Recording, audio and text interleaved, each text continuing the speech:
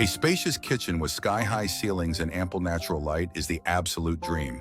However, most of us have to make do with an awkward layout and less than ideal storage space. But a small kitchen doesn't have to be so bad. In fact, with the right small space solutions and functional design ideas, it doesn't matter what square footage you're working with. Ahead, we've put together some of our favorite small kitchen ideas from designers to inspire you. From reflective surfaces that maximize natural light to an airy monochromatic color scheme to actually raising the ceiling height, these pro tricks will help you make the most of your counter space and cabinetry, and they might even make you want to spend even more time in your kitchen. You'll never feel like a claustrophobic cook again. Before we dive into our exploration, let us first give a warm welcome to those who are joining us again at Magic Home.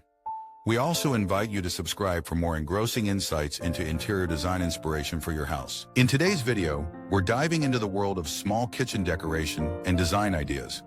Whether you're dealing with a compact apartment kitchen or a cozy cottage cooking space, maximizing functionality without compromising on style is key.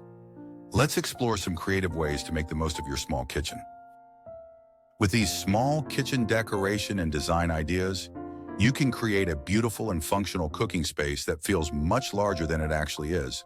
From embracing minimalism and utilizing vertical space to incorporating smart storage solutions and choosing compact appliances, every detail counts when it comes to maximizing a small kitchen. If you found these tips helpful, please like, comment, and subscribe to our channel for more home decor and design inspiration. Let's get started on transforming your small kitchen into a stylish and efficient culinary haven.